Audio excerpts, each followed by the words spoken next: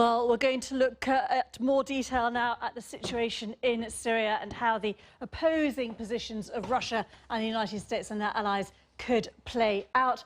We can speak now to Professor Michael Williams. He's an international relations expert at the University of New York, and Dr. Alex Pravda, a specialist in Russian politics and foreign policy at Oxford University in Oxford for us now. Thanks both to you very much. Can I start with Professor Michael Williams? Professor, we've got a very complicated situation in terms of the US-Russia positions. First of all, do you think it is clear even what the US position is? No, I wouldn't say it's very clear at all. We're not sure domestically what's happening here with the Russian involvement in the elections, so there's lots of concern around that. However, just in the last few days, we've seen great discrepancy between Rex Tillerson, Secretary of State, and Nikki Haley, the U.S. ambassador to the United Nations, about the Russian involvement, about the U.S. position towards the Russians. So it's quite foggy over here. It's not clear exactly where the president sees himself between these 2 points, and a lot remains to be seen. Yes, exactly. I mean, just to bring in our other guest here, Dr. Alex Pravda, for example, we've seen Nikki Haley at the UN saying, you know, within the space of a few days that removing Assad is a priority or it isn't a priority. I mean, how is Moscow reacting to this apparently changing ground coming out of the White House? Well, certainly Moscow finds it difficult to read very different signals from the US side, but Rex Tillerson, the Secretary of State, is certainly the most authoritative voice, and he made very clear in a number of TV interviews yesterday that basically US policy on Syria has not changed, that this is seen as a disruption.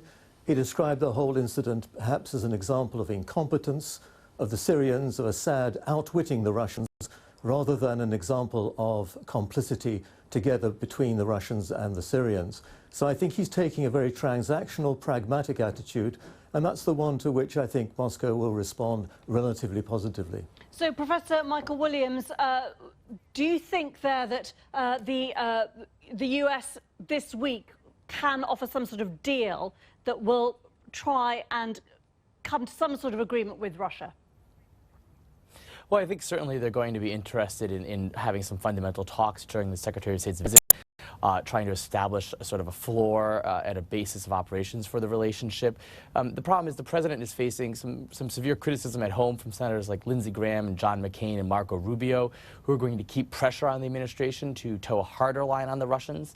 And that's the corner sort of Nikki Haley seems to be strengthened by. But I do agree with Professor Pravda that the U.S. administration is going to probably take a pragmatic approach. It's not idealistic in the sense of the Bush administration with neoconservatives, and it's certainly not reserved in the same way as the Obama administration was. So I think this was an example of kind of keeping people off base and sending signals to the wider region and also other countries such as North Korea that this administration is different from the previous one, and that sort of uncertainty, that strategic uncertainty, could work in the administration's favor.